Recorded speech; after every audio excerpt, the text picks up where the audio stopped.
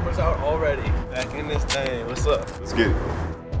During a year, my staff will evaluate the entire National Football League. The thing that stood out about this class is I felt like we had a lot of players that we call them Pittsburgh Steelers. We took every opportunity that was at our disposal to engage with these guys. We have turned some stones over.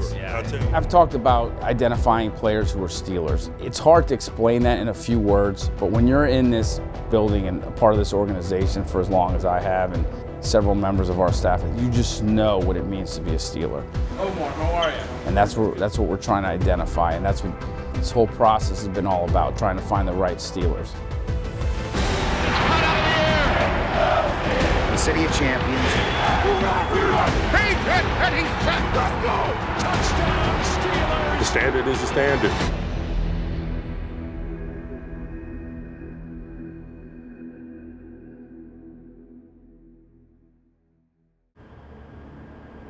The 2023 NFL offseason has been flying by. It's been a busy few months for General Manager Omar Khan and the rest of the football staff as they prepare for the NFL Draft. Cameras out already. I don't think I packed enough jackets this morning, man. Hey, guys. Happy to be here. But before the draft arrived, players already on the roster showed up for the start of the NFL offseason program. Back in this thing. What's up? Let's get it.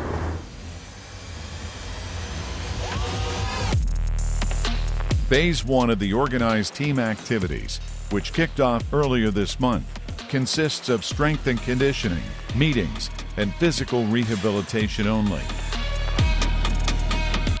Some of the new faces in attendance were brought to the Steelers via free agency. When you look at the Steelers' significant free agency haul this offseason, they have done a lot of business. From some headline-grabbing names like Patrick Peterson and Isaac Seumalo, to moves to solidify and improve specific position groups. The list of names, the list of additions is extensive. It's been a busy offseason for Omar Khan, for everyone involved. The Steelers scouting department has played a major role in one of the most active free agency periods the team has seen.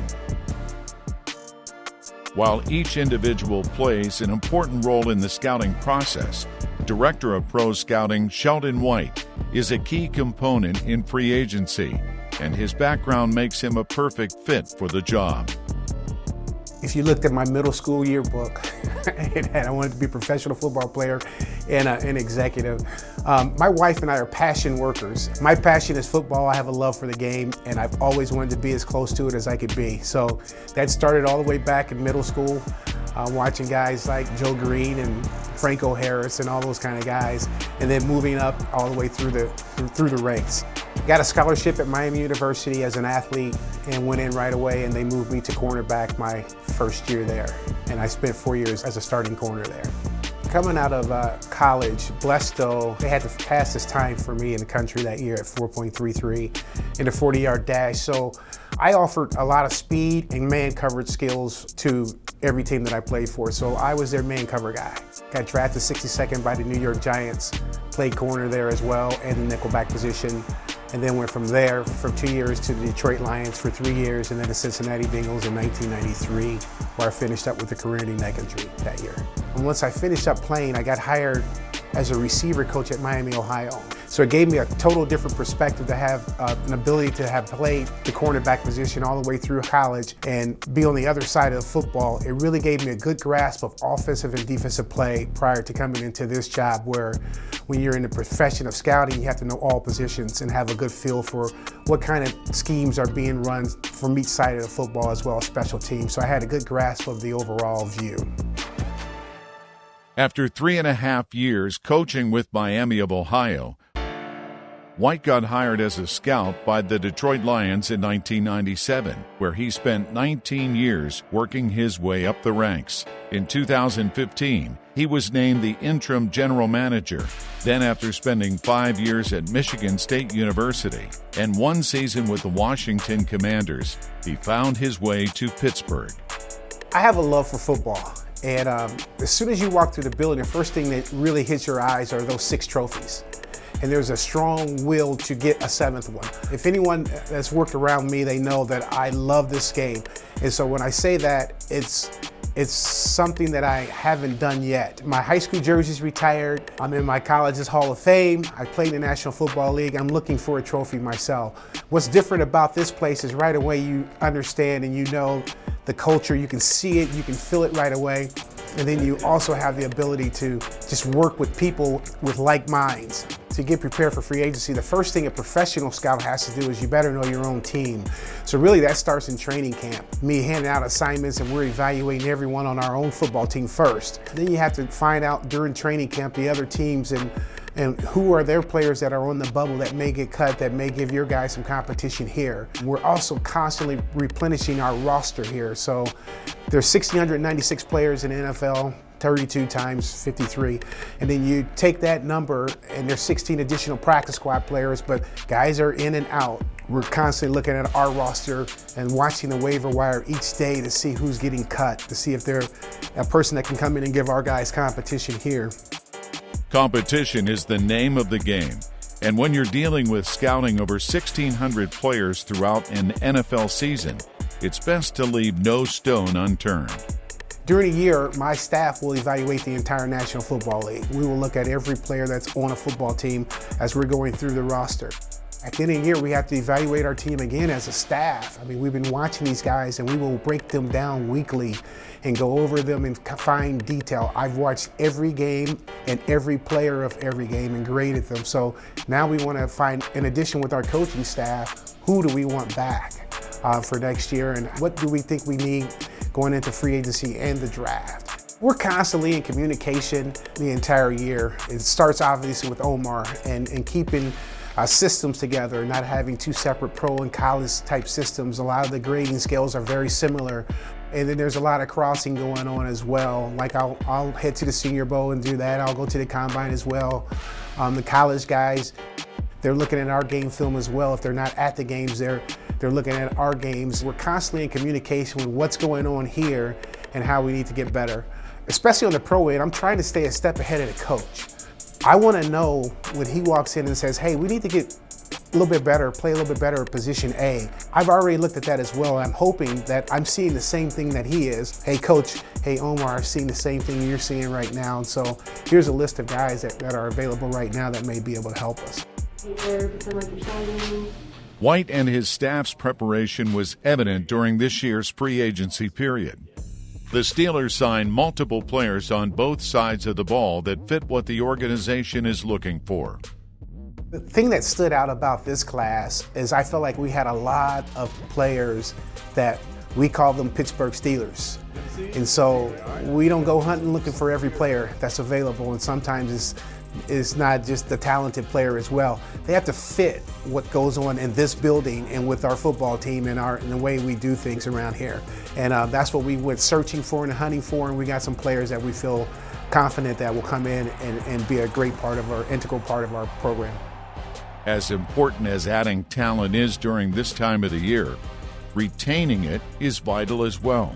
The Steelers signed a number of familiar faces back to their squad for 2023 and beyond. What I've always liked about the Pittsburgh Steelers, and it's one of my beliefs, is I believe in continuity. And obviously we've only had 3 coaches here for a long time. Omar's been here for 2 decades. I believe in continuity and it helps you win. So bringing some of those players back with that experience, that have had that ability to be in our systems, understand it, help the young guys out that are coming into our program, is always beneficial when you have a guy that's been here that can still help your football team and help you win games as well. One of the men returning to the black and gold is White's son, wide receiver Cody White. Okay, I've been blessed to work with Cody at Michigan State on the college level and also with Pittsburgh Steelers here on the pro level, and it's just been a fun experience the entire time. We are both competing at the highest level of football and sports. So we know that and we understand that, and it's great to see that challenge that we have to go through every day and go through it together. It's been a blast, and obviously when you make a football team here or if you get hired here as an employee, It's the highest level, and it's an honor, it's a blessing that we've been skilled enough to get it done. But then once you're here, just like everything else, it's a competition every day to stay. And so that's what we do together, and we embrace it, and we love it, and we chat about it, and it's been a blast. As White gets set for his first draft with the Steelers, the man who brought him into the fold, Omar Khan, prepares for his first draft as general manager. For Khan, it is the realization of a childhood dream. Born in New Orleans, Louisiana, Metairie, Louisiana to be exact. Born to two immigrant parents. My mom was Hispanic, she's from Honduras. My father's Indian. I have a younger brother, younger sister. I was fluent in Spanish. My mom, that's how I communicate with my mom still to this day. We speak mostly in Spanish. My dad, his dialect is Urdu, is his dialect. I learned some of that. I love growing up with different cultures around me and learning about different areas of the world, and it was pretty cool. Khan also learned about football at a young age. His father attended the University of Oklahoma and taught him all about their team on the gridiron. Growing up, I heard a lot about the Sooners and how great they were, and as I was growing up, that was just a bond that we had, just talking about football and the Saints and the NFL and college football, and he really taught me the basics about it. And growing up, those Saints teams they meant so much to me. They were transitioning from being the so-called Aints to being, a good football team. And I just remember witnessing it and how cool it was. I remember going to the Dome, the Superdome, to watch those games. When I went to school with my friends, that's what we talked about. Like most boys with a passion for football, Khan had dreams of making it to the NFL. I played all the way up through, I believe it was like junior high, and I think at some point I quickly realized that my path to the NFL was not trying to be Archie Manning, who I idolized, but trying to be Jim Finks, who I really looked up to, who was the general manager of the Saints at the time. After high school, Khan stayed close to home, attending Tulane University.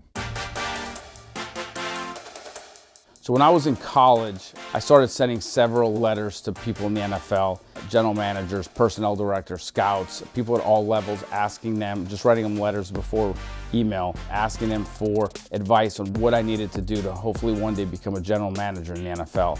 I got a response from less than 10% of the people that I sent letters to, but a constant theme on the responses was that I needed to get some type of experience in the game of football, and the easy way was to volunteer for your football team. So I called the head coach's office at the time. His name was Buddy Tevens, and I set up an appointment to talk to him. And I told him what my goals were and was willing to do anything. And he said, look, we could always use an extra hand. And went in there and started doing pretty much a lot of grunt work, but eventually started doing some video and helping the coaches out on different projects, and that's how that went.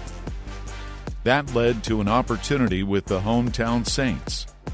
I was always networking with several people, especially the people at the Saints. And then one day I walk into my house and there's a message, those old answering machines where you should just hit the button. I still remember it to this day. It was Chet Franklin, who at the time I think was either the assistant GM or the VP of football operations, saying, hey Omar, this is Chet Franklin with the Saints. We have an internship opportunity. Wanted to see if you wanted to come in and interview. And I went in, interviewed, and here we are. In 2001, after 5 seasons with the Saints, Khan got a phone call that would change his life. I got a call out of the blue from the Steelers. They had requested permission, and it was Mr. Rooney saying, they had a position open, wanted me to interview for it. I came up, interviewed, and again, here I am. Over his more than 2 decades with the franchise, Khan has served many roles in football and business administration before being named the general manager. This is shaping out to be a good draft, in my opinion. I like the fact that we have that extra second-round pick. I think we'll be able to do some pretty cool things here in April. Having said that, though, for Khan, this draft is a culmination of an intense few months since the season ended. From the Senior Bowl to the Combine to numerous college pro days. The trip to Michigan's pro day was a 22-hour whirlwind.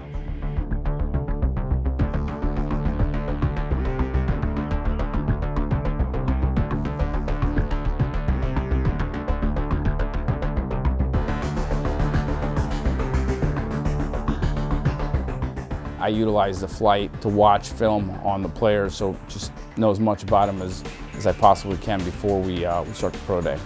We flew out the afternoon of the Thursday, if I recall. We landed, went straight to the restaurant, had a dinner with some of our coaches, a couple of our scouts, had several of the prospects.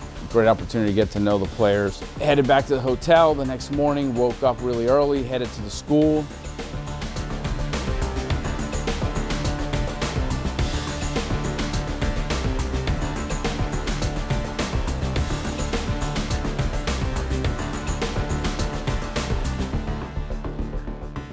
I met with Coach Harbaugh while I was there. Then, we just waited for the pro day to happen.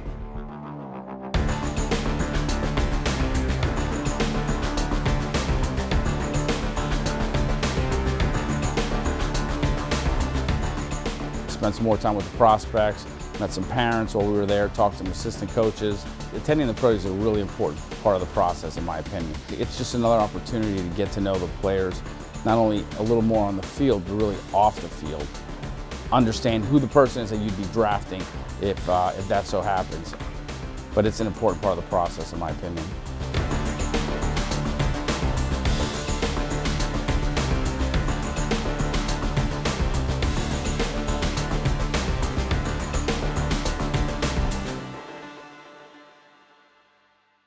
Luck it's made about the 30 visits, probably because there's a finite number of them. How do you guys weigh who you bring in here to the facility versus going on the road and meeting them or Zoom calls or whatever? It's a variety of things that determine that.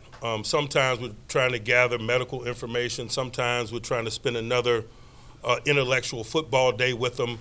Maybe we didn't get any exposure to them because they were non-combine or non-senior bowl, or we didn't go to their universities. And so we took every opportunity that was at our disposal to engage with these guys. We have turned some stones over, I'll tell you that. In addition to pro days, the Steelers brought in numerous prospects to the UPMC Rooney Sports Complex. It's just an opportunity to further get to know some players maybe that you haven't done so enough already, or if you have some medical questions, or you want to bring them in and have the coaches sit down with them in the classroom, or whatever. There might be something that you just want to get to know a little bit more about that person. And while they're here, we also like to have them meet with different departments that they'd probably be meeting on a daily basis or weekly basis if they were a player here, whether it's PR, the community relations department. They spend some time in the equipment room, obviously, with the coaches and the strength staff and the medical staff, and then ultimately Coach Tomlin and myself. Omar, how are you? That's good. Omar, how do you describe what this week is like for you personally and the feelings that kind of come along with it? Personally, I'd say it's obviously exciting. It's a dream come true for me to be in this position. I've been dreaming about it for a long time, but I feel ready. For the kid from New Orleans, this year's draft will be special. This will be the first time I do it officially in this chair, but it's always been exciting from day one. Going back, the draft has always meant so much to me, and my dad and I still remember when I was a kid, I used to take the back of my board games, the Monopoly board games, and the checkerboards, and anything else I had, I'd stand them up, and I used to cut out of the newspapers and the magazines as much draft stuff I could find positionally. I used to stick them on the back of those boards, and in our living room we had them all laid out, and that way when draft showed up, we'd have our own little draft room, and now it's kind of cool that it's on Thursday and have the opportunity to do that for real. For Khan, now a family man himself, the love and support of those around him have helped him to get to this point in his career. In this business, it takes having special people at home, and I'm very blessed. My wife, Kristen, she does a great job with keeping things going in a great way at home. She takes great care of our daughters, and I'm very blessed when it comes to that in that area.